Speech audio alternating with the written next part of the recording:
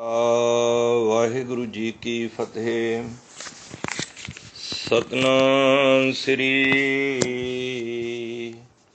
ਵਾਹਿਗੁਰੂ ਸਾਹਿਬ JIO. ਇੱਕ ਓੰਕਾਰ ਸਤਨਾਮ ਕਰਤਾ ਪੁਰਖ ਨਿਰਭਉ ਨਿਰਵੈਰ ਅਕਾਲ ਮੂਰਤ ਅਜੂਨੀ ਸੈਭੰ ਗੁਰ ਪ੍ਰਸਾਦ। ਤੀਖਰ ਫੋਰ ਦਲੀਸ ਸਿਰ ਪ੍ਰਭੁਰ ਕੀਆ ਪਿਆਨ ਤੇਗ ਬਹਾਦਰ ਸੀ ਕਿਰਿਆ ਕਰੀ ਨਾ ਕਿਨਹੂ ਆਨ। ਤੇਗ ਬਹਾਦਰ ਕੇ ਚਲਤ ਪਇਓ ਜਗਤ ਕੋ ਸੋਗ। ਹੈ ਸਭ ਜਗ भयो ਜੈ ਜੈ ਜੈ ਸੁਰਲੋਕ। ਤੇਗ ਬਹਾਦਰ ਕੇ ਚਲਤ ਪਇਓ ਜਗਤ ਕੋ ਸੋਗ। ਹੈ ਸਭ ਜਗ भयो ਜੈ ਜੈ ਜੈ ਸੁਰਲੋਕ। ਵਾਹਿਗੁਰੂ ਜੀ ਕਾ ਖਾਲਸਾ ਵਾਹਿਗੁਰੂ ਜੀ ਕੀ ਫਤਿਹ।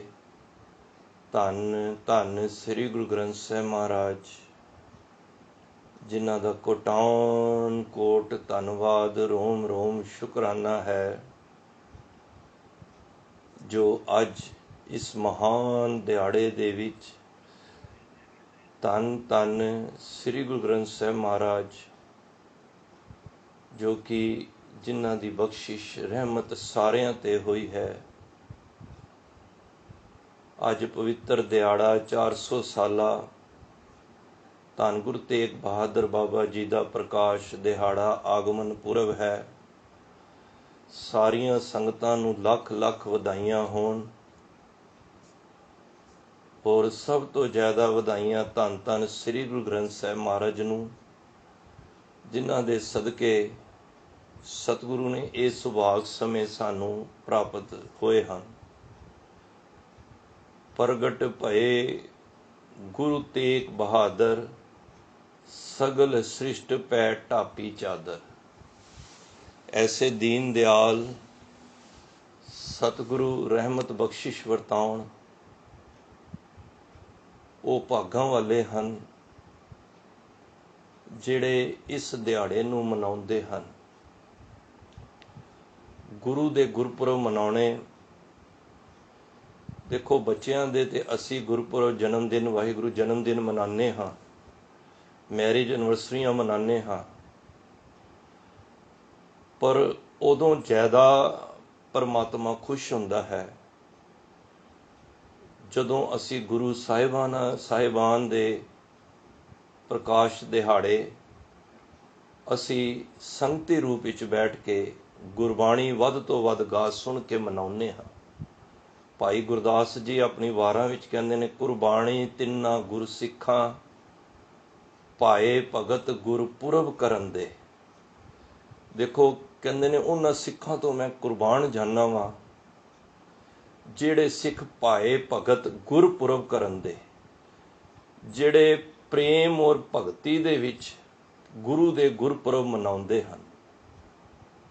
ਔਰ ਉਹਨਾਂ ਦੇ ਘਰਾਂ ਦੇ ਵਿੱਚ ਜਿਹੜੇ ਗੁਰਪੁਰਬ ਮਨਾਉਣ ਦੇ ਉਪਰਾਲੇ ਕਰਦੇ ਨੇ, ਜੇ ਭਾਵਨਾ ਭਗਤੀ ਪ੍ਰੇਮ ਦੇ ਨਾਲ ਅਗਰ ਉਹ ਗੁਰਪੁਰਬ ਮਨਾ ਰਹੇ ਨੇ, ਤੇ ਉਹਨਾਂ ਦੇ ਹਮੇਸ਼ਾ ਹੀ ਗੁਰ ਸੇਵਾ ਫਲ ਸੁਫਲ ਫਲੰਦੇ, ਉਹਨਾਂ ਦੀ ਸੇਵਾ ਸਦਾ ਹੀ ਫਲਦਾਇਕ ਹੁੰਦੀ ਹੈ ਔਰ ਉਹ ਸਦਾ ਹੀ ਫਲਦੇ ਫੁੱਲਦੇ ਰਹਿੰਦੇ ਨੇ।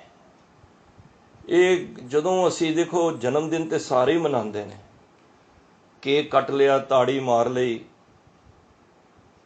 ਖੁਸ਼ੀਆਂ ਮਨਾ ਲੀਆਂ, ਪਰ ਦਰਅਸਲ ਗੁਰੂ ਸਾਹਿਬ ਕਹਿੰਦੇ ਨੇ ਖੁਸ਼ੀ ਨਹੀਂ ਹੈ। ਖੁਸ਼ੀ ਉਦੋਂ ਹੁੰਦੀ ਹੈ ਜਦੋਂ ਗੁਰੂ ਸ਼ਾਮਲ ਹੁੰਦਾ ਹੈ। ਜਦੋਂ ਗੁਰੂ ਦਾ ਜਸ ਗਾਇਨ ਹੁੰਦਾ ਹੈ ਤਦ ਗੁਰੂ ਦੀ ਖੁਸ਼ੀ ਸਾਡੀ ਝੋਲੀ ਵਿੱਚ ਪੈਂਦੀ ਹੈ। ਤੋ ਗੁਰੂ ਸਾਹਿਬ ਨੇ ਬਖਸ਼ਿਸ਼ ਕੀਤੀ ਹੈ ਸਾਰਿਆਂ ਤੇ, ਔਰ ਤੁਹਾਡੇ ਸਾਰਿਆਂ ਦੇ ਕਾਰਜ, ਲੋਕ ਪਰਲੋਕ ਦੇ ਕਾਰਜ, ਭਾਈ ਗੁਰਦਾਸ ਜੀ ਕਹਿੰਦੇ ਨੇ, ਉਹ ਆਪੇ ਸਫਲ ਜਾਣਗੇ। ਦੇਖੋ, ਧਰਮ ਕੋਈ ਮਾੜਾ ਨਹੀਂ ਹੁੰਦਾ। ਧਰਮ ਹਰ ਇੱਕ ਨੂੰ ਚੰਗੇ ਰਾਹ ਵੱਲ ਸਿੱਖਿਆ ਦਿੰਦਾ ਹੈ। ਕਿਸੇ ਧਰਮ ਨੂੰ ਵੀ ਖਤਮ ਕਰਨਾ ਹੋਵੇ, ਬੜੀ ਤਵੱਜੋ ਨਾਲ ਸੁਣਨਾ ਮਹਾਰਾਜ, ਕਿਰਪਾ ਕਰਨ। ਕਿਸੇ ਵੀ ਧਰਮ ਨੂੰ ਖਤਮ ਕਰਨਾ ਹੋਵੇ ਤੇ ਉਹਦੇ ਸੈਂਟਰਲ ਪੁਆਇੰਟ ਨੂੰ ਖਤਮ ਕਰ ਦਿਓ। ਜਿੱਥੋਂ ਆਵਾਜ਼ ਆਉਂਦੀ ਹੈ, ਅਗਰ ਉਸ ਨੂੰ ਦਬਾ ਦਈਏ ਤੇ ਫਿਰ ਸਾਰਾ ਧਰਮ ਆਪੇ ਹੀ ਖਤਮ ਹੋ ਜਾਂਦਾ ਹੈ। ਦੇਖੋ, ਧਰਮ ਦੀ ਬੁਨਿਆਦ, ਜਿਸ ਧਰਮ ਵਿੱਚ ਸ਼ਹਾਦਤਾਂ ਨਹੀਂ ਨੇ, ਜਿਸ ਧਰਮ ਵਿੱਚ ਕੁਰਬਾਨੀਆਂ ਨਹੀਂ ਨੇ, ਉਹ ਧਰਮ ਬਹੁਤੀ ਦੇਰ ਟਿਕਦੇ ਨਹੀਂ ਨੇ। ਇਸੇ ਕਾਰਨ ਸੀ ਕਿ ਪਾਰਸੀ ਧਰਮ ਚੱਲਿਆ ਬੜਾ, ਪੂਰੇ ਸੰਸਾਰ ਵਿੱਚ ਫੈਲਿਆ, ਪਰ ਅੱਜ ਉਸ ਦਾ ਨਾਮੋ ਨਿਸ਼ਾਨ ਨਹੀਂ ਹੈ। ਕੋਈ ਸਮਾਂ ਸੀ ਜੈਨ ਧਰਮ ਪੂਰਾ ਹਿੰਦੁਸਤਾਨ ਦੇ ਵਿੱਚ ਸੀ, ਪਰ ਅੱਜ ਵਿਰਲਾ ਵਿਰਲਾ ਰਹਿ ਗਿਆ ਹੈ। ਬੁੱਧ ਧਰਮ ਦਾ ਜਨਮ ਹੀ ਹਿੰਦੁਸਤਾਨ ਵਿੱਚ ਹੋਇਆ। ਜਿਹੜਾ ਹਿੰਦੁਸਤਾਨ ਦਾ ਉਸ ਟਾਈਮ ਰਾਜਾ, ਅਸ਼ੋਕ ਸਮਰਾਟ ਕਹਿੰਦੇ ਹਾਂ, ਉਹ ਬੁੱਧ ਧਰਮ ਦਾ ਸੀ। ਦੇਖੋ, ਅੱਜ ਬੁੱਧ ਧਰਮ ਦਾ ਇੱਥੇ ਨਾਮੋ ਨਿਸ਼ਾਨ ਨਹੀਂ ਹੈ, ਕਿਉਂਕਿ ਕੁਰਬਾਨੀਆਂ ਨਹੀਂ ਨੇ, ਪਿੱਛੇ ਸ਼ਹਾਦਤਾਂ ਨਹੀਂ ਨੇ। ਤੋ ਗੁਰੂ ਸਾਹਿਬ ਕਹਿੰਦੇ ਨੇ ਕਿ ਧਰਮ ਸ਼ਹਾਦਤਾਂ ਤੇ, ਕੁਰਬਾਨੀਆਂ ਤੇ ਕਰਨੀ ਦੇ ਉੱਤੇ ਖੜਾ ਹੁੰਦਾ ਹੈ, ਨਿਰਮਲ ਕਰਮ ਤੇ ਖੜਾ ਹੁੰਦਾ ਹੈ। ਸਰਬ ਧਰਮ ਮੇ ਸ਼ੇਸ਼ ਧਰਮ, ਹਰ ਕੋ ਨਾਮ ਜਪ, ਨਿਰਮਲ ਕਰਮ। ਨਿਰਮਲ ਕਰਮ। ਦੇਖੋ, ਧਰਮ ਨੂੰ ਤਬਾਹ ਕਰਨ ਵਾਸਤੇ, ਦੇਖੋ, ਔਰੰਗਜ਼ੇਬ ਨੇ, ਇਤਿਹਾਸ ਤੁਸੀਂ ਜਾਣਦੇ ਹੋ, ਮੈਂ ਟੂਕ ਮਾਤਰ ਆਪਣੇ ਵਿਸ਼ੇ ਤੇ ਹੀ ਆਵਾਂਗੇ, ਲੇਕਿਨ ਥੋੜਾ ਜਿਹਾ ਅਗਰ ਅਸੀਂ ਪਿਛੋਕੜ ਸਮਝ ਜਾਈਏ ਨਾ, ਤੇ ਫਿਰ ਸਾਨੂੰ ਅੱਗੇ ਸਮਝਣ ਵਿੱਚ ਔਖਿਆਈ ਨਹੀਂ ਹੋਏਗੀ। ਤੁਸੀਂ ਇਤਿਹਾਸ ਜਾਣੂ ਹੋ ਕਿ ਔਰੰਗਜ਼ੇਬ 1.25 ਮਣ ਜਨੇਊ ਉਤਾਰ ਕੇ ਤੇ ਤਾਂ ਰੋਟੀ ਲੰਗਰ ਛਕਦਾ ਸੀ। ਇਤਿਹਾਸ ਹੈ। ਹੁਣ ਇੱਕ ਜਨੇਊ ਦਾ ਕਿੰਨਾ ਵਜਨ ਹੁੰਦਾ ਹੈ? 3 ਧਾਗੇ ਦਾ ਜਿਹੜਾ ਜਨੇਊ ਹੈ ਉਹਦਾ ਕਿੰਨਾ ਕੁ ਵਜਨ ਹੋਏਗਾ? ਆਪ ਅੰਦਾਜ਼ਾ ਲਗਾ ਲਓ। ਔਰ 1.25 ਮਣ ਜਨੇਊ ਉਤਾਰ ਕੇ ਕਿਤਨਿਆਂ ਦਾ ਧਰਮ ਪਰਵਤ ਕਰਕੇ, ਕਿਤਨਿਆਂ ਨੂੰ ਜੇ ਨਹੀਂ ਕੋਈ ਮੰਨਦਾ ਸੀ ਉਹਨਾਂ ਨੂੰ ਮਾਰ ਕੇ ਤੇ ਤਾਂ ਕਰਦਾ ਸੀ। ਉਹਨੇ ਸੋਚਿਆ, ਅਗਰ ਮੈਂ ਇਸ ਤਰ੍ਹਾਂ ਕਰਾਂਗਾ ਤੇ ਪੂਰੇ ਹਿੰਦੁਸਤਾਨ ਵਿੱਚੋਂ ਧਰਮ ਨਹੀਂ ਖਤਮ ਹੋ ਪਾਏਗਾ। ਸਿਆਣਾ ਵੀ ਸੀ, ਕੱਟਰ ਵੀ ਸੀ। ਉਹਨੇ ਆਪਣੇ ਬੁੱਧੀਮਾਨ ਜੀਵਾਂ ਨੂੰ ਬੁਲਾਇਆ, ਕਹਿਣ ਲੱਗਾ, ਇਸ ਤਰ੍ਹਾਂ ਤੇ ਧਰਮ ਮੈਂ ਸਾਰੀ ਉਮਰ ਨਹੀਂ ਖਤਮ ਕਰ ਸਕਦਾ ਤੇ ਸਾਰਿਆਂ ਨੂੰ ਮੈਂ ਇਸਲਾਮ ਨਹੀਂ ਬਣਾ ਸਕਦਾ। ਤੇ ਉਹਨਾਂ ਦੇ ਬੰਦੇ ਸਿਆਣੇ ਸਨ। ਉਹਨਾਂ ਨੇ ਕਿਹਾ, ਜੀ ਇਹਨਾਂ ਦਾ ਇੱਕੋ ਕਾਰਨ ਹੈ, ਇਹਨਾਂ ਦਾ ਸਤੰਭ, ਪਿੱਲਰ ਹੈ ਨਾ ਜਿੱਥੇ, ਉਹਨਾਂ ਨੂੰ ਖਤਮ ਕਰ ਦਿਓ ਤੇ ਧਰਮ ਆਪੇ ਹੀ ਖਤਮ ਹੋ ਜਾਏਗਾ। ਮੇਰੇ ਕਹਿਣ ਤੋਂ ਮੁਰਾਦ, ਉਸ ਵੇਲੇ ਕਸ਼ਮੀਰ ਦੇ ਅੰਦਰ ਜਿਹੜੇ ਪੰਡਿਤ ਸਨ, ਵਿਦਵਾਨ ਲੋਕ ਸਨ ਸਨਾਤਨ ਧਰਮ ਦੇ, ਸਭ ਤੋਂ ਜ਼ਿਆਦਾ ਬੁੱਧੀਮਾਨ ਜੀਵ ਜੋ ਧਰਮ ਦੀ ਰਾਹ ਵਿਖਾਉਂਦੇ ਸਨ, ਇੱਕ ਗੜ੍ਹ ਸੀ ਕਸ਼ਮੀਰ ਦੇ ਅੰਦਰ। ਕਿਉਂਕਿ ਦੇਖੋ, ਪੁਰਾਤਨ ਲੜਾਈਆਂ ਜਿਹੜੀਆਂ ਹੁੰਦੀਆਂ ਸਨ ਨਾ, ਰਾਜੇ ਦੀ ਔਰ ਸਾਹਮਣੇ ਫੌਜਾਂ ਹੁੰਦੀਆਂ ਸੀ, ਆਮਨੇ ਸਾਹਮਣੇ ਰਾਜਾ ਲੜਦੇ ਸਨ। ਗੱਲ ਇਹ ਨਹੀਂ ਹੈ ਕਿ ਫੌਜ ਜਿਹਦੇ ਕੋਲ ਜ਼ਿਆਦਾ ਹੈ, जद राजे लड़ रहे होंदे सन, जेड़ा राजा मर जाए या परस्त हो जाए, हार जाए, ते हुंदा की सी, दूजा राजा अपने आप ही हार मान लैंदा सी। जे ਜਾਂਦਾ ਸੀ ਤੇ ਦੂਜਾ ਹਾਰ ਮੰਨ ਲੈਂਦਾ ਸੀ। ਇਹ ਵੀਰ ਜੀ ਵਿੱਚੋਂ ਮਾਈਕ ਪਲੀਜ਼ ਬੰਦ ਕਰ ਦਿਓ।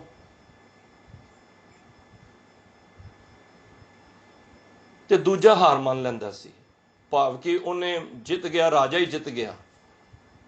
ਅੱਜ ਕੱਲ੍ਹ ਤੇ ਰਾਜੇ ਕਹਿਣ ਦੀ ਗੱਲ ਹੀ ਨਹੀਂ ਹੈ। ਆਪ ਤੇ ਰਾਜੇ ਤੇ ਮੰਤਰੀ ਏਸੀ 'ਚ ਬੈਠੇ ਹੁੰਦੇ ਨੇ ਤੇ ਪਬਲਿਕ ਨੂੰ ਮਰਵਾ ਰਹੇ ਹੁੰਦੇ ਨੇ। ਪੁਰਾਤਨ ਸਮੇਂ ਦੇਖੋ, ਰਾਜੇ ਆਪ ਲੜਦੇ ਸਨ, ਗੁਰੂ ਸਾਹਿਬ ਜੰਗਾਂ ਲੜਦੇ ਸਨ ਤੇ ਆਪ ਪੈਂਦੇ ਖਾਨ ਨਾਲ ਆਪ ਲੜੇ ਨੇ। ਤੋ ਔਰੰਗਜ਼ੇਬ ਨੇ ਸੋਚਿਆ, ਕਿਉਂ ਨਾ ਜੇ ਮੈਂ ਹਿੰਦੂ ਧਰਮ ਨੂੰ ਅਗਰ ਐਵੇਂ ਮੈਂ ਮਾਰਦਾ ਰਿਹਾ ਰੋਜ਼, ਤੇ ਧਰਮ ਖਤਮ ਨਹੀਂ ਹੋਏਗਾ, ਕਿਉਂਕਿ ਪੂਰੇ ਹਿੰਦੁਸਤਾਨ ਵਿੱਚ ਸਨਾਤਨ ਧਰਮ ਸੀ। ਤੇ ਉਹਨੇ ਚੂਜ਼ ਕੀਤਾ ਕਿ ਜਿਤਨੇ ਵਿਦਵਾਨ, ਜਿਤਨੇ ਆਲਮ, ਜਿਤਨੇ ਹੀ ਧਰਮ ਦੇ ਆਗੂ ਸਾਰੇ ਕਸ਼ਮੀਰ ਵਿੱਚ ਨੇ, ਜੇ ਇਹਨਾਂ ਨੂੰ ਮੈਂ ਕਨਵਰਟ ਕਰ ਲਿਆ ਤੇ ਪੂਰਾ ਹਿੰਦੂ ਧਰਮ ਆਪੇ ਇਸਲਾਮ ਕਬੂਲ ਕਰ ਲਏਗਾ। तो जब उन्होंने उत्ते प्रैशर पाया गया तो फिर इतिहास गवाह है कि किरपा राम की अगवाई विच 40 ब्राह्मण फरियाद लैके देखो आनंदपुर साहब पहुंचे। मैं सोच रहा सी उन्होंने कोल कोई ऐसा बली योद्धा सूरवीर नहीं सी ਜਿਹੜੇ ਗੁਰੂ ਤੇਗ ਬਹਾਦਰ ਸਾਹਿਬ ਕੋਲ ਆਏ, ਉਹਨਾਂ ਨੂੰ ਮੋਹਰਾ ਬਣਾਉਣ ਵਾਸਤੇ, ਬਈ ਤੁਸੀਂ ਸਾਡੀ ਮਦਦ ਕਰੋ, ਕਿਉਂਕਿ ਉਸ ਕੌਮ ਦੇ ਵਿੱਚ ਬੁੱਝਦਿਲੀ ਸੀ, ਭਗਤੀ ਤੇ ਸੀ, ਸ਼ਕਤੀ ਨਹੀਂ ਸੀ। ਤਾਂ ਹੀ ਹਰਗੋਬਿੰਦ ਪਾਤਸ਼ਾਹ ਨੇ ਮੀਰੀ ਤੇ ਪੀਰੀ ਦੀਆਂ ਜਿਹੜੀਆਂ ਕਨਸੈਪਟ ਹੈ ਨਾ, ਇਹ ਇਸੇ ਗੱਲ ਨੂੰ ਦਰਸਾਉਂਦਾ ਹੈ ਕਿ ਜਦੋਂ ਤੁਸੀਂ ਬਾਣੀ ਪੜ੍ਹਦੇ ਹੋ ਸਵੇਰੇ ਅੰਮ੍ਰਿਤ ਵੇਲੇ, ਹੁਣ ਬਾਣੀ ਪੜ੍ਹ ਰਹੇ ਹੋ, ਤੁਹਾਡੇ ਤੋਂ ਵਰਗਾ ਉੱਤਾ ਕੋਈ ਸੰਤ ਨਹੀਂ ਹੈ। ਤੇ ਜਦੋਂ ਤੁਸੀਂ ਗੁਰੂ ਵਾਲੇ ਬਣ ਕੇ ਪੰਜ ਕਕਾਰੀ ਹੋ ਕੇ ਸੰਸਾਰ ਵਿੱਚ ਵਿਚਰਦੇ ਹੋ, ਤੁਹਾਡੇ ਵਰਗਾ ਸਿਪਾਹੀ ਕੋਈ ਨਹੀਂ ਹੈ, ਯੋਧਾ ਕੋਈ ਨਹੀਂ ਹੈ। ਤੁਹਾਨੂੰ ਕਿਸੇ ਕੋਲ ਜਾਣ ਦੀ ਲੋੜ ਨਹੀਂ ਪੈਣੀ ਕਿ ਸਾਡੇ ਉੱਤੇ ਇਹ ਪੀੜਾ ਆ ਗਈ ਹੈ ਤੇ ਸਾਡੀ ਮਦਦ ਕਰੋ, ਕਿ ਗੁਰੂ ਸਾਹਿਬ ਨੇ ਆਪਣੀ ਹਿਫਾਜ਼ਤ ਵਾਸਤੇ ਆਪ ਹੀ ਸਾਨੂੰ ਸ਼ਸਤਰਧਾਰੀ ਬਣਾਇਆ ਹੈ। ਤੇ ਉਹ ਸਾਰੇ ਪੰਡਿਤ ਚੱਲ ਕੇ ਤੇ ਗੁਰੂ ਤੇਗ ਬਹਾਦਰ ਬਾਬਾ ਜੀ ਦੇ ਕੋਲ ਆਏ। ਦੇਖੋ ਸਾਡੇ ਮਹਾਨ ਸਤਿਗੁਰੂ ਬੈਠੇ ਹਨ, 40 ਬ੍ਰਾਹਮਣ ਨਾਲ ਕਿਰਪਾ ਰਾਮ ਦੀ ਅਗਵਾਈ ਵਿੱਚ ਆਏ, ਆਪਣੇ ਦੁਖੜਾ ਸੁਣਾਇਆ, ਹਾਲ ਸੁਣਾਇਆ ਕਿ ਅਸੀਂ ਬਹੁਤ ਪਰੇਸ਼ਾਨ ਹਾਂ, ਔਰੰਗਜ਼ੇਬ ਸਾਨੂੰ ਸਾਰਿਆਂ ਨੂੰ ਖਤਮ ਕਰਕੇ ਤੇ ਇਸਲਾਮ ਧਰਮ ਨੂੰ ਇੱਥੇ ਪੂਰਾ ਇਸਲਾਮ ਧਰਮ ਬਣਾਉਣਾ ਚਾਹੁੰਦਾ ਹੈ, ਤੇ ਮਹਾਰਾਜ ਸਾਡੇ ਤੇ ਕਿਰਪਾ ਕਰੋ। ਦੇਖੋ ਚਿਹਰੇ ਉਤਰੇ ਹੋਏ ਮਾਯੂਸ, ਅੱਜ ਕਈਆਂ ਦੇ ਚਿਹਰੇ ਦੇਖੋ, ਕਰੋਨਾ ਦਾ ਸਮਾਂ ਹੈ, ਤੇ ਜਿਹੜੇ ਤੇ ਬਾਣੀ ਪੜ੍ਹਦੇ ਨੇ, ਜਿਹੜੇ ਗੁਰੂ ਤੇ ਭਰੋਸਾ ਰੱਖਦੇ ਨੇ, ਉਹ ਅੱਜ ਵੀ ਚੜ੍ਹਦੀ ਕਲਾ ਵਿੱਚ ਨੇ। ਤੇ ਬਾਲਕ ਗੋਬਿੰਦ ਰਾਏ ਜਦ ਖੇਡਦੇ ਹੋਏ ਗੁਰੂ ਸਾਹਿਬ ਕੋਲ ਆਏ ਤੇ ਵੇਖਿਆ ਇਹ ਸਾਰੇ ਆਏ ਹੋਏ ਨੇ, ਤੇ ਮਹਾਰਾਜ ਕੋਲੋਂ ਪੁੱਛ ਲਿਆ, ਪਿਤਾ ਗੁਰੂ ਇਹ ਕਿਉਂ ਉਦਾਸ ਨੇ, ਮਾਯੂਸ ਨੇ? ਮਹਾਰਾਜ ਕਹਿੰਦੇ ਨੇ ਇਹਨਾਂ ਦਾ ਧਰਮ ਖਤਰੇ ਵਿੱਚ ਹੈ। ਤੇ ਕਹਿਣ ਲੱਗੇ, ਮਹਾਰਾਜ ਜੇ ਧਰਮ ਖਤਰੇ ਵਿੱਚ ਹੈ ਤੇ ਫਿਰ ਕੀ ਕੀਤਾ ਜਾਏ? ਕਹਿੰਦੇ ਨੇ ਇਹਦੇ ਤੇ ਕੋਈ ਮਹਾਂਪੁਰਖ, ਕੋਈ ਨਾਮ ਜਪਣ ਵਾਲੀ ਜਪੀ ਤਪੀ ਰੂਹ ਕੋਈ ਹੋਵੇ, ਉਹ ਅਗਰ ਆਪਣੀ ਬਲਿਦਾਨੀ ਦੇਵੇ ਤੇ ਤਾਂ ਇਹਨਾਂ ਦਾ ਧਰਮ ਬਚ ਸਕਦਾ। ਦੇਖੋ ਹੈ ਉਮਰ ਛੋਟੀ, ਇੱਕ ਸਿਨ ਵੀ ਜਿੰਨਾ ਵੀ ਸਮਾਂ ਗੁਰੂ ਗੋਬਿੰਦ ਰਾਏ ਨੇ ਨਹੀਂ ਲਾਇਆ। ਕਹਿਣ ਲੱਗੇ, ਪਿਤਾ ਤੁਹਾਡੇ ਤੋਂ ਜ਼ਿਆਦਾ ਜਪੀ ਤਪੀ ਤਪਸਵੀ ਬ੍ਰਹਮ ਗਿਆਨੀ ਯੋਧਾ ਸੂਰਵੀਰ ਹੋਰ ਕੌਣ ਹੋ ਸਕਦਾ ਹੈ? तो फिर गुरु तेग बहादुर साहब ने देखो एक समा भी नहीं लगाया, ये भी नहीं सोचा कि मैं यतीम हो जाऊंगा। भाई पिता जे बलिदानी दे दी, कुर्बानी दे दी, तो मैं शहीद हो जाऊंगा, मैं वाहिगुरू मैं यतीम हो जाऊंगा, मेरी माता का की बनेगा, मेरे परिवार का की बनेगा। इनू कहते ने परोपकारी जीवन। जन पर उपकारी आए, जी दान ते भगती लाइन, हरसों लैन मिलाए। कहन लगे जाओ फिर औरंगजेब नूं कह दो, जे गुरु तेग बहादुर साहब नूं इस्लाम धर्म विच ले आओगे तो असीं सारे बन जावांगे। सत संगत अपने वास्ते ते करदे नूं तुहानूं दुनिया दे बंदे मिल जाणगे, पर किसे वास्ते शहादत दे देनी, अपने शरीर का ठीकरा फोड़ देना। ठीकर फोर दलीस सिर, प्रभुर किया भयान। अपने शरीर का ठीकरा गुरु तेग बहादुर बाबा जी ने इस दिल्ली दी औरंगजेब दी दलील, उस दे दलील दे उत्ते गुरु साहब ने अपने शरीर का ठीकरा भन्निया, भाव कि अपने शरीर की बलिदानी दिती। मैं पहला क्या है, जे धर्म दे अंदर शहादत नहीं ना जिन्हां दे धर्मां दे विच, वो धर्म समा पा के आपे ही खत्म हो जाएंगे, क्योंकि मुरझाइयां चीज़ां ने। पर मैं कहना धन सिक्खी ते धन गुरु ते धन गुरु की सिक्खी। आप शहादत का जाम पींदे रहे ने, आप कुर्बानियां देंदे रहे ने। उन्हें की सोचा कि जे मैं कश्मीर दे पंडितां नूं, कश्मीर दे मेन गढ़ नूं मैं ढा दिता ते आपे ही बन जाना फिर सारियां ने इस्लाम। तुहानूं ज्ञात होवेगा सिख धर्म का भी एक केंद्री स्थान है, जिथों सानू हुक्म हुंदा है, आवाज़ आती है, जिथों सानू हरगोबिंद पातशाह वालों सानू हुक्म हुंदा है, हुक्मनामे जारी हुंदे ने। ये कोई होर नहीं, गुरु हरगोबिंद पातशाह की आवाज़ आती है, वो अकाल तख्त, उथों आवाज़ आती है। कई वारी अकाल तख्त क्यों ढाए गए, अकाल तख्त नूं क्यों सिखां दे केंद्री स्थान नूं क्यों ढाया जांदा सी कि इन्हां दी आवाज़ बंद की जाए, क्योंकि सेंट्रल पॉइंट है, अगर ये आवाज़ बंद होगी धर्म बंद हो जाएगा। पर वो मूर्खां नूं इतनी समझ नहीं है कि धर्म है कोई जज्बाती या कोई गल्लां दा धर्म नहीं जे, ये धर्म जे। मैं कहना हरमंदर साहब चले जाओ, अपना एक एक पैर भी ना बड़े ध्यान ना रखा करो। और गल्लां ते दूर दी गल है, जदों हरमंदर साहब दर्शनी ड्योढ़ी तो एंट्री करते हो ना, एक एक स्टैप दे उत्ते पता नहीं कितने शहीदां दा खून डुलिया है, और वाहिगुरू वाहिगुरू करते ही उस स्थान ते पहुंचया करो। साडा तो शहादतां दा खजाने भरे पे ने, ताई शहीद गंज कहते हैं। गंज की खजाना ही तो है, सीस गंज निदान खजाने। देखो इस क्यों असीं याद करने हैं गुरु तेग बहादुर साहब जी की शहादत नूं, गुरु अर्जन देव जी की शहादत नूं, भाई मनी सिंह जी की शहादत नूं, भाई मती दास जी, भाई सती दास जी, भाई दयाला जी, बाबा बंदा बहादुर जी, बाबा दीप सिंह जी, भाई तारू सिंह जी।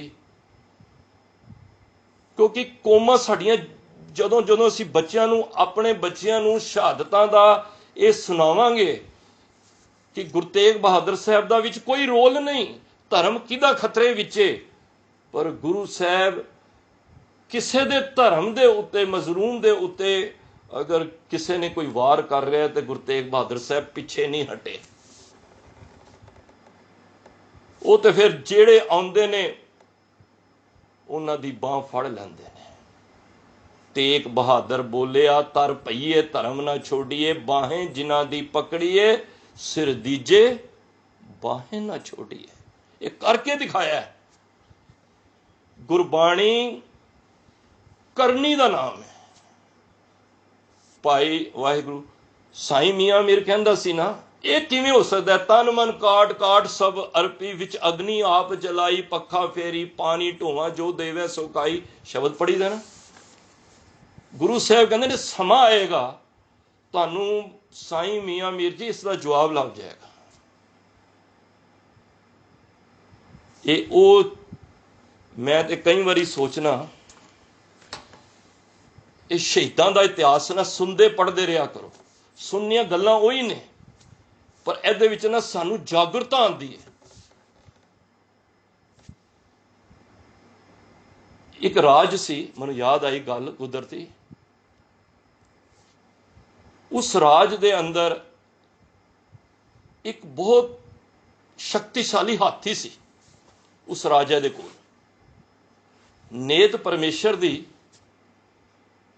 वो हाथी ना जिल दे विच फस गया। जिल समझते हो ना भी, वो दलदल विच। वो दलदल ऐसी हुंदी है, गुरबाणी विच भी आया है, तित सरवड़ है भईले निवासा, पानी पाव तिन्हें किया, पंकज मोह पग नहीं चाले, हम देखा तै डूबी अले। उत्थे मोह दा किचड़ है, संसार नूं ही किचड़ है, क्योंकि ये जग काजल की कोठरी, अंध भरे तिसमाए, हों बलिहारी तिन को पैस जो निकस जाए। ते ओ दलदल जिल दे विच ना फसदा गया। हाथी सी, भारा सी, हाथी भारा हुंदा है।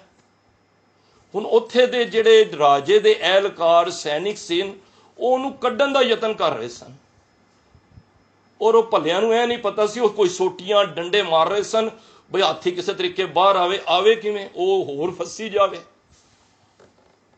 उन्होंने जाके राजे नूं इतलाह की कि राजा, तुहाडा जिहड़ा जंगे मैदान दा हाथी है ना, वो दलदल विच फस गया है, जिल विच फस गया है, ते असीं बड़ा यतन कर रहे हैं, एक बारी आके तुसीं देखो। ते राजा आया, उसने भी देखा, बड़ा मायूस होया, बई मेरा इन्ना हाथी जिहड़ा दहाड़ मार के किन्ने युद्ध मैनूं इन्हें जिताए ने, अज वो गिरदा पिया। उन्हें भी फिर सोटियां होर मारियां, होर उन्होंने क्या बंदे होर बुलाए, पर ऐसी हालात हो गए कि उसका सिर मूँह रह गया सारा। वो ज्यों ज्यों निकलने की कोशिश करे, त्यों त्यों थले धसदा जाए, क्योंकि दलदल है, दलदल चों कदों कोई निकलता है तो उवें ही फसदा रहिंदा। मोह का भी किचड़ इसे तरह ही है।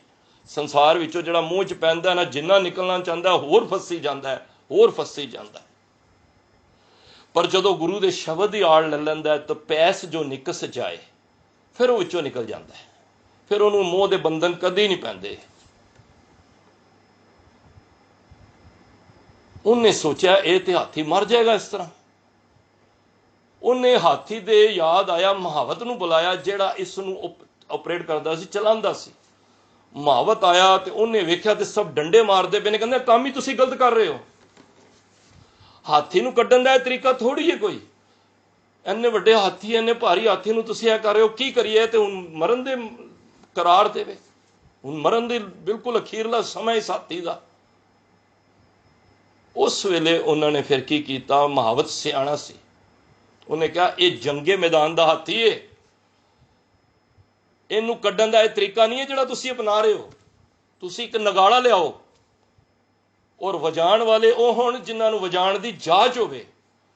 राजे ने हुक्म अनुसार उस टाइम नगाड़ा बुलाया, नगाड़ा रखिया, और 2-3 बंदे बुलाए जिहड़े नगाड़ा बजाओ, क्योंकि नगाड़ा भी स्पैशल एक जिहड़ा जंग मैदान विच आए गुरु साहिबां दे घरां दे विच भी वजदा है जदों, ते उन्हें वजाया, इतनी जोर दी वजाया, इतना शक्तिशाली होके दम दे नाल वजाया। हाथी नूं जद एक कन्ना विच फुकार आई ना नगारे दी, ते हाथी फटाक करदा उस दलदल दे विचों बाहर आ गया, ते हाथी बच गया। ये मैं पता क्यों गल सुनाई है कि तुसी अपनी जी मुर्दा दिली अंदर ना लियाओ, अपने अंदर वो जज्बा लियाओ। साडे अंदर सिखां दे अंदर गुरु साहब ने एक घुट घुट के सानू शहादत दियां गुरबानी दियां गल्लां सानू पहलां समझाइयां ने। असीं तां इहनूं चेते करने आ कि साडी सुत्ती होई मोई होई आत्मा मिट्टियो अंधेर मिलत हर नानक जन्म जन्म की सोई जागी। साडी सुत्ती होई आत्मा बाहर आ जावे। असीं तां इन्हां सिखां दे, इन्हां गुरुआं दे, इन्हां ब्रह्म ज्ञानियां दे असीं ये इतिहास सुनाई देने। जिस तरह नगाड़े राई वो हाथी इतना भारी जिदा कोई कोई हल ना रहा, उन्हें नगाड़े की आवाज सुनी तो उन्हें कहा ते जंग होने वाली है कोई, ते मेरी लोड़ है, तो उन्हें फिर देखा नहीं, एकदम दड़ार मार के बाहर आ गया। ते सिखो साडे अंदर भी वो आत्मक बल गुरु साहब ने दिता है। जाको हर रंग लागो इस युग में सो कैयत है सूरा, आत्म जिणे सगल वसता के जाका सतगुरु पूरा। ठाकुर गाइए आत्म रंग सरनी पावन, नाम ध्यावन सह समावन संग, जन के चरण वसे मेरे हीरे संग पुनीता देही, जन की धूर देओ किरपा निध नानक के सुख एही। उन्हां दी धूरी चाहिदी है। अज भी सिक्खी किथे मरी नहीं है, सिक्खी किथे गई नहीं है। सानू जागृत होने की लोड़ है। गुरु साहब अज भी साडी बांह फड़न नूं तैयार ने। वो ते बाहें जिन्हां दी पकड़िए, सिर बाहें सिर दीजे बाहें ना छोड़िए। फिर ते गुरु साहब अपना सिर भी दे देणगे, बांह नहीं छड्डणगे। जिहड़ा तुहानूं मिसाल चांदनी चौंक दी धरती दे उत्ते मिली है, भावें चांदनी चौंक दे अंदर नाम इहदा चांदनी चौंक सी, राजे इत्थे आके ना, पता कुर्बानी तो पहलां दी मैं गल कर रहा, मैं इतिहास पढ़ रहा सी, ये कुर्बानी तो पहलां दी गल। चांदनी चौंक नाम तां ही पिया ना कि इत्थे रात नूं ना चांदनी दे उस वेले समय राजा आके ना इत्थे मटर गश्ती करते सन। समझदे हो बई आके इत्थे बड़े लाइटां इतने दीवे चला लेने ते सारी रात इस चांदनी रात बना देनी, ते चांदनी चौंक नाम पै गया। पर साध संगत ये दीवे ते कदी भी बुझ जाने। धन गुरु तेग बहादुर साहब ने इस स्थान ते आके ऐसा दीवा जगाया, ऐसी चांदनी दे अंदर अपने शरीर दा ठीकरा भन के, अपने शरीर दा लहू डोल के, अपने सिखां दा लहू डोल के इस चांदनी चौंक नूं एक सदा वास्ते, दिने चले जाओ राती चले जाओ, सदा ही दीवे जलते रहते ने नाम दे। ऐसा दीवा चला दिया था। बांह फड़ानी है बस। गुरु कदी बांह नहीं छड़दा। हुण साडे मन विच आएगा असीं बांह किवें फड़ानी है। गुरु तेग बहादुर साहब दा गुरपुरब है। हर एक दा चित हुंदा कि मैं प्यो दी बांह फड़ के चलां। हुंदा ना, मेरा भी चित है। मैं भी चाहना मैं अपने प्यो दी उंगल फड़ा। हुंदा ना, जदों पिंडां विच मेले हुंदे सन ना, ते प्यो की करदा है, बच्चियां नूं नाल लिया ते उंगली नाल फड़ के ना मेले विच लै जांदे ने। प्यो भावें फड़े ना फड़े उंगल, पर बच्चा ना छोटा होंदियां प्यो दी उंगल बड़ी टाइट होके पकड़ लैंदा है। पकड़दा है ना। असीं हुण किस तरह प्यो दी उंगल फड़नी है? असीं गुरपुरब दे अंदर अज मना रहे हैं। उंगल फड़ानी की है? देखो, मैं उंगल फड़ावांगा तां ही तो मेरी बांह फड़नगे ना। मैं एक कदम चलांगा तां ही तो गुरु मेरे को आएगा ना। रोज पढ़ने उदम करत आनंद पिया, गुरु सतगुरु का जो सिख खाए सो भलके उठ हर नाम ध्यावे, उदम करे भलके प्रभाती इशनान करे अमृतसर नावे। गुरु नूं बांह फड़ाण दा मतलब पता कीजे, नितनेम करना, अमृत वेला संभालना। जदों तुसी अमृत वेले जाके नितनेम कर लेंदे हो ना, समझो कि गुरु नूं बांह फड़ा दित्ती अपनी। ये नहीं कि किरपा राम जी ते ओकड़ आई है, ओकड़ साडे ते भी आई है। साडे ते भी ओकड़ केड़ी है? दरिद्री दी। ਸਾਡੇ ਉੱਤੇ ਵੀ ਕ੍ਰੋਧ ਦੀ, ਹਉਮੈ ਦੀ, ਹੰਕਾਰ ਦੀ, ਲੋਭ ਦੀ, ਈਰਖਾ ਦੀ, ਦਵੈਸ਼ ਦੀ, ਤੰਗ ਦਿਲੀ ਦੀ, ਕਿਸੇ ਨੂੰ ਵੇਖ ਕੇ ਸੜਨ ਦੀ ਹੈ ਨੇ ਨਾ। ਮੈਂ ਆਪਣੀ ਗੱਲ ਕਰ ਰਿਹਾ, ਲੋਭ ਦੀ। ਜੇ ਇਤਨੇ ਔਗਣ ਲੈ ਕੇ ਅਸੀਂ ਬੈਠੇ ਹਾਂ, ਕਿਸੇ ਰਿਸ਼ਤੇਦਾਰ ਦੀ ਤਰੱਕੀ ਵੇਖ ਕੇ ਅੰਦਰ ਸਾੜਾ ਹੋ ਰਿਹਾ ਹੈ, ਤੇ ਕੀ ਅਸੀਂ ਨਿਤਨੇਮ ਕਰ ਰਹੇ ਹਾਂ? ਇਹ ਆਪਣੇ ਮਨ ਦੀ ਪੱਤਰੀ ਵਾਚੋ। ਗੁਰੂ ਨੂੰ ਬਾਂਹ ਫੜਾਉਣ ਦਾ ਭਾਵ ਹੈ ਵੇ, ਗੁਰੂ ਨੂੰ ਜਦੋਂ ਤੁਸੀਂ ਨਿਤਨੇਮ ਕਰਦੇ ਹੋ, ਗੁਰੂ ਤੁਹਾਡੀ ਬਾਂਹ ਫੜ ਲੈਂਦਾ ਹੈ। ਫਿਰ ਜਿਤਨਾ ਮਰਜ਼ੀ ਮੇਲਾ ਹੋਵੇ, ਤੁਹਾਨੂੰ ਮੈਂ ਇੱਕ ਗੱਲ ਯਾਦ ਦਿਲਾ ਦੇਵਾਂ, ਅਗਰ ਉਸ ਮੇਲੇ ਵਿੱਚ ਬੱਚਾ ਕਿੱਥੇ ਦੂਜੇ ਤੀਜੇ ਲੋਕਾਂ ਨੂੰ ਵੇਖਦੇ ਵੇਖਦੇ ਆਪਣੇ ਪਿਓ ਤੋਂ ਬਾਂਹ ਛੁਡਾ ਲੇ, ਉਹੀ ਮੇਲਾ ਬੱਚੇ ਵਾਸਤੇ ਮਸਾਣ ਬਣ ਜਾਂਦੀ ਹੈ।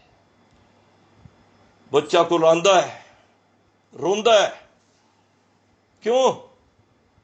ਕਿਉਂਕਿ ਉਹਦੀ ਪਿਓ ਤੋਂ ਬਾਂਹ ਛੁੱਟ ਗਈ ਹੈ।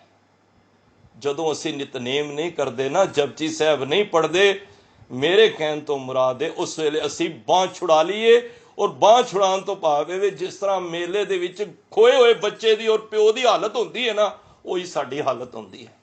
ਜੇ ਇਸ ਗੱਲ ਨੂੰ ਅੱਜ ਮਹਿਸੂਸ ਕਰ ਲਈਏ, ਜਿਸ ਦਿਨ ਤੁਸੀਂ ਇਹ ਸਮਝ ਲਓ ਕਿ ਮੇਰਾ ਜਪਜੀ ਸਾਹਿਬ ਰਹਿ ਗਿਆ ਹੈ, ਸਿੱਖਾ ਤੂੰ ਸਮਝ ਲਈ, ਉਸ ਵੇਲੇ ਗੁਰੂ ਦਾ ਪਿਆਰ ਤੇਰੇ ਵਿੱਚ ਜਗ ਪਿਆ ਵੇ। ਔਰ ਜੇ ਕਰ ਲਿਆ, ਨਹੀਂ ਕੀਤਾ, ਹੋ ਗਿਆ ਕੋਈ ਗੱਲ ਨਹੀਂ, ਨਹੀਂ ਹੋਇਆ ਕੋਈ ਪਰਵਾਹ ਨਹੀਂ। ਅੱਜ ਘਰਾਂ ਦੇ ਅੰਦਰ ਕੀ ਹੋ ਰਿਹਾ? ਇਹੀ ਤੇ ਕੁਝ ਹੋ ਰਿਹਾ। ਜਿਉਂ ਜਿਉਂ ਬਾਣੀ ਘਰਾਂ ਦੇ ਵਿੱਚੋਂ ਵਿਸਰੀ ਜਾ ਰਹੀ ਹੈ, ਧਰਮ ਵੀ ਖਤਮ ਹੋਈ ਜਾ ਰਿਹਾ ਹੈ।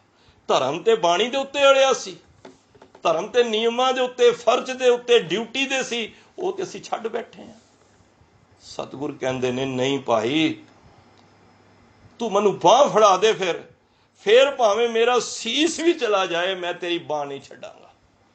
ਦੇਖੋ ਕਿਰਪਾ ਰਾਮ ਜੀ ਆਪਣੀ ਫਰਿਆਦ ਲੈ ਕੇ ਆਏ, ਅਨਨੋਨ ਬੰਦੇ, ਅਗਰ ਉਹਨਾਂ ਦੀ ਬਾਂਹ ਫੜ ਕੇ ਸਤਿਗੁਰਾਂ ਨੇ ਉਹਨਾਂ ਦੀ ਧਰਮ ਦੀ ਰੱਖਿਆ ਕੀਤੀ, ਤਿਲਕ ਜੰਜੂ ਰਾਖਾ ਪ੍ਰਭ ਤਾਕਾ, ਕੀਨੋ ਵੱਡੋ ਕੱਲੂ ਮੈਂ ਸਾਖਾ। ਧੰਨ ਗੁਰੂ ਗੋਬਿੰਦ ਸਿੰਘ ਮਹਾਰਾਜ ਕਹਿੰਦੇ ਨੇ, ਇਸ ਕਲਯੁਗ ਦੇ ਅੰਦਰ ਇਸ ਤੋਂ ਵੱਡਾ ਸਾਕਾ ਹੋਇਆ ਨਹੀਂ, ਨਾ ਹੋਏਗਾ, ਨਾ ਹੋਇਆ ਸੀ। ਕਹਿੰਦੇ ਨੇ, ਕਾਤਿਲ ਕੋਲ ਜਾ ਕੇ ਸ਼ਹਾਦਤ ਦੇਣੀ ਕੋਈ ਵਿਰਲਾ ਹੀ ਹੈ। ਕਾਤਲ ਜਾ ਕੇ ਕਿਸੇ ਮਜ਼ਲੂਮ ਨੂੰ ਮਾਰਦਿਆਂ ਤੇ ਬੜਾ ਹੀ ਸੁਣਿਆ ਸੀ, ਕੋਈ ਮਜ਼ਲੂਮ ਜਾ ਕੇ ਕਾਤਲ ਕੋਲ ਆਵੇ ਆਪਣੀ ਸ਼ਹਾਦਤ ਦਾ ਜਾਮ ਦੇਣ ਵਾਸਤੇ, ਇਸ ਤੋਂ ਵੱਡਾ ਗੁਰੂ ਹੋਰ ਕਿਹੜਾ ਹੋਣਾ ਹੈ। ਤੇਗ ਬਹਾਦਰ ਕੇ ਚਲਤ ਭਇਓ ਜਗਤ ਕੋ ਸੋਗ, ਜੋ ਸੋਗ ਤੇ ਜਗਤ ਵਿੱਚ ਹੋਇਆ ਹੀ ਹੋਇਆ, ਹਾਹਾਕਾਰ ਮਚ ਗਈ, ਹੈ ਸਭ ਜਗ ਪਿਓ। ਤੇ ਕਈਆਂ ਨੇ ਇਹ ਵੀ ਅਰਥ ਕੀਤੇ ਨੇ, ਉਹ ਹੈਗਾ ਵੇ ਗਿਆ ਨਹੀਂ। ਕਈਆਂ ਨੇ ਹਾਹਾ ਕਹਿ ਵੀ ਕੀਤਾ, ਹੈ ਸਭ ਜਗ ਪਿਓ। ਜੈ ਜੈ ਜੈ ਸੁਰ ਲੋਕ। ਗੁਰੂ ਤੇਗ ਬਹਾਦਰ ਬਾਬਾ ਜੀ ਦੀ ਉੱਥੇ ਵੀ ਜੈ ਜੈਕਾਰ ਹੋ ਰਹੀ ਹੈ। ਆਪਣੇ ਵਾਸਤੇ ਬੜਾ ਜੀ ਲਿਆ ਸੀ, ਕੁਝ ਸਮਾਂ ਗੁਰੂ ਵਾਸਤੇ ਤੇ ਦੂਜਿਆਂ ਵਾਸਤੇ ਜੀਏ। ਅੱਜ ਵੀ ਸਮਾਂ ਐਸਾ ਹੈ, ਅੱਜ ਜਿਹੜੇ ਸਿੱਖ ਰੋਡਾਂ ਦੇ ਉੱਤੇ ਕੋਰੋਨਾ ਵਾਇਰਸ ਦੇ ਸ਼ਰੀਰਾਂ ਨੂੰ, ਮੈਂ ਕੱਲ ਕਿਸੇ ਦੇ ਇੱਕ ਗੁਰਸਿੱਖ ਦੀ ਪੜ੍ਹ ਰਹੀ ਸੀ, ਸੁਣਦਾ ਪਿਆ ਸੀ, ਉਹਨਾਂ ਨੇ 300 ਕੁਛ ਸ਼ਰੀਰਾਂ ਦੇ ਸੰਸਕਾਰ ਕੀਤੇ। ਉਹ ਕਹਿੰਦੇ ਉਹਨਾਂ ਦੇ ਪਰਿਵਾਰ ਵਾਲੇ ਨਹੀਂ ਸੀ, ਉਹਨਾਂ ਨੇ ਕੀਤੇ। ਮੈਂ ਕਿਹਾ ਗੁਰੂ ਤੇਗ ਬਹਾਦਰ ਸਾਹਿਬ ਦੀ ਸਹੀ ਸਿੱਖੀ ਤੇ ਇਹ ਕਮਾ ਰਹੇ ਨੇ। ਆਪਣੇ ਵਾਸਤੇ ਤੇ ਕੁੱਤਾ ਵੀ ਕਰ ਲੈਂਦਾ ਹੈ, ਜਗ੍ਹਾ ਸਾਫ਼ ਕਰ ਲੈਂਦਾ ਉੱਥੇ ਬੈ, ਪਰ ਕਿਸੇ ਵਾਸਤੇ ਪਰਉਪਕਾਰੀ ਜੀਵਨ ਲਿਆਣਾ, ਇਹ ਖੇਡ ਸਾਨੂੰ ਗੁਰੂ ਤੇਗ ਬਹਾਦਰ ਸਾਹਿਬ ਨੇ ਦੱਸੀ ਹੈ। ਗੁਰੂ ਦੀ ਬਾਣੀ ਪੜ੍ਹ ਕੇ, ਨਿਤਨੇਮੀ ਹੋ ਕੇ ਅਸੀਂ ਆਨੰਦ ਲੈਣਾ ਹੈ। ਗੁਰੂ ਸਭ ਥਾਈਂ ਹੈ। ਮੈਂ ਛੋਟੀ ਜਿਹੀ ਸਾਖੀ ਜੋੜ ਲਵਾਂ ਗੁਰੂ ਤੇਗ ਬਹਾਦਰ ਸਾਹਿਬ ਦੇ ਜੀਵਨ ਵਿੱਚੋਂ, ਫਿਰ ਮੈਂ ਸਮਾਪਤੀ ਕਰਾਂਗਾ। 5-7 ਮਿੰਟ ਲੇਟ ਵੀ ਹੋ ਸਕਦੀ ਹੈ, ਮੈਂ ਖਿਮਾ ਦਾ ਜਾਚਕ ਹਾਂ, ਕਿਉਂਕਿ ਇੰਨੇ ਘੱਟ ਸਮੇਂ ਦੇ ਅੰਦਰ ਗੁਰੂ ਤੇਗ ਬਹਾਦਰ ਬਾਬਾ ਜੀ ਦੀ ਮੈਂ ਗੱਲ ਕਿਵੇਂ ਕਰਾਂ, ਦੱਸ ਸਕਣਾ ਵਾ। ਜੇ ਸਾਖੀ ਨਹੀਂ ਜਾਂਦੇ ਤੇ ਜੇ ਗੁਰੂ ਦੀ ਗੱਲ ਮੈਂ ਕਰਨਾ ਵਾ, ਮੈਂ ਨਾ ਈਸਾ ਮਸੀਹ ਦਾ ਇਤਿਹਾਸ ਪੜ੍ਹ ਰਿਹਾ ਸੀ। ईसा मसीह जानते हो? एक शहादत हुई उन्होंने उस धर्म विच, और वो धर्म पूरे संसार विच फैलिया हुआ है।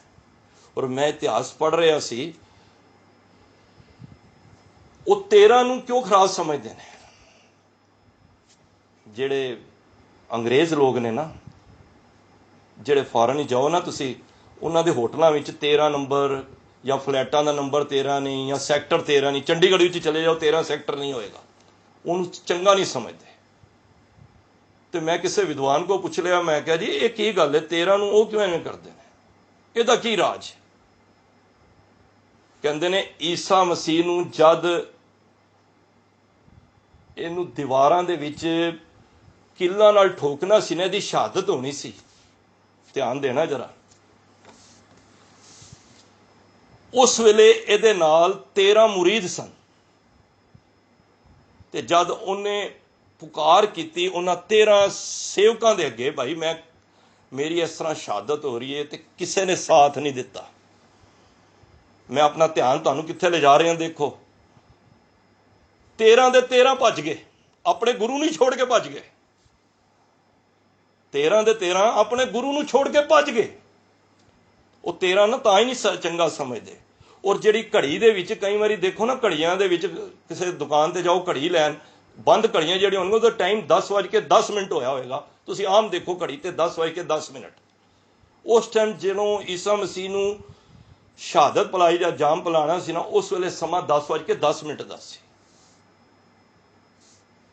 ते 13 ਦੇ 13 भज गए। उन्हें कहा असी गुरु दे नाल नहीं हाँ, बई ये साडा गुरु नहीं ते असी इहदे चेले ने। मुकदी गल ए वे। पर मैं जद मती दास, भाई सती दास, भाई दयाला जी वाल वेखना वा, मेरा सीस झुक जाता है। वो कहते हैं महाराज की शहादत बाद च होएगी, पहला साडी होएगी, क्योंकि सानू इस पढ़ाई सानू गुरु अर्जन देव पातशाह ने आप तत्ती तवी ते बह के दिखाई है। तन मन काट काट सब अर्पी, विच अग्नि आप जलाई। एक एक नूं देखो, जदों भाई मती दास जी नूं पहला दिन सी, 15 दिन इन्हां चारां नूं पिंजरे विच रखिया। 3-4 पिंजरे सन, मती दास जी, सती दास जी, भाई दयाला जी, जिहड़ा चौथा पिंजरा सी ना गुरु तेग बहादुर साहब दा, वो पिंजरा ज्यादा इन्हां ने बनाया सी कि उहदे विच ना किले, जिस तरह सुंबे गाड़ के ना, कि महाराज कित्थे आराम भी ना कर पैन, ते बह भी ना सकन, ते खड़े भी ना हो सकन, क्योंकि चारों तरफ उन्होंने सूहे लगा दिते। ते 15 दिन इन्हां पिंजरियां दे विच अखीरले 15 दिनां विच रखिया, ताकि इतने भुखे हो जान, इतने ही भूख है उन्होंने दो, कुछ खान ना दो, क्योंकि कहते ना देने वाले मौत दे दे पर भूख ना दे, क्योंकि भूखे ने जिहड़ी बर्दाश्त नहीं होंदी। पर धन सिक्खी है, धन गुरु दे सिख ने, ते धन गुरु है। प्रगट भये गुरु तेग बहादुर, सगल सृष्ट पै ढापी चादर। एक भी ख्याल नहीं आया कि मेरे घर मेरी घरवाली का की होएगा, मेरे छोटे बच्चे का की होएगा।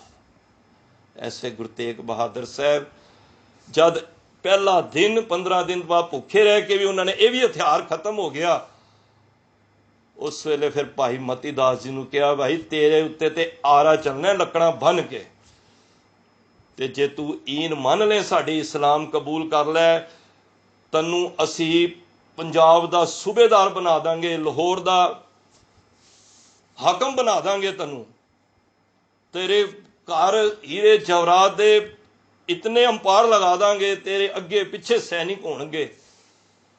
पर वो आनंद कहंदा ये मैनू नहीं चाहिए।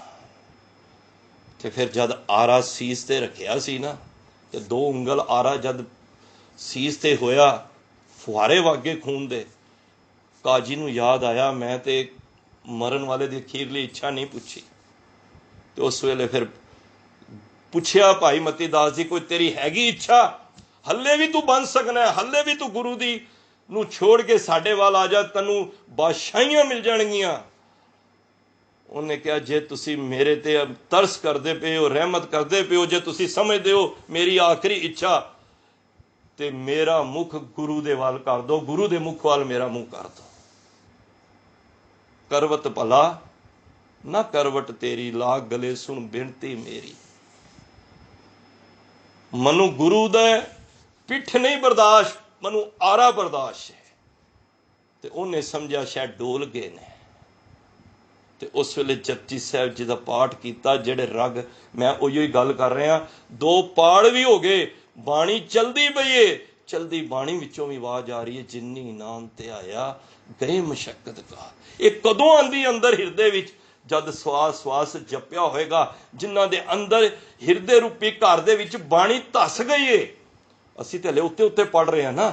ਜਿਸ ਦਿਨ ਬਾਣੀ ਧਸ ਗਈ ਨਾ, ਉਸ ਦਿਨ ਤੁਹਾਡੇ ਘੜੀ ਵਿੱਚ ਅਲਾਰਮ ਨਹੀਂ ਲਾਣੇ ਪੈਣਗੇ ਸਵੇਰੇ ਉੱਠਣ ਵਾਸਤੇ। ਉਸ ਦਿਨ ਤੁਹਾਨੂੰ ਡਿੰਗਾ ਮਿੰਗਾ ਹੋ ਕੇ ਆਲਸ ਦੇ ਵਿੱਚ ਜਪਜੀ ਸਾਹਿਬ ਨਹੀਂ ਪੜਿਆ ਜਾਏਗਾ। ਉਸ ਦਿਨ ਤੇ ਤੁਹਾਡਾ ਉਹ ਆਨੰਦ ਬਣੇਗਾ, ਕਿਧਰੇ ਸਮਾਂ ਹੀ ਨਾ ਨਿਕਲ ਜਾਏ।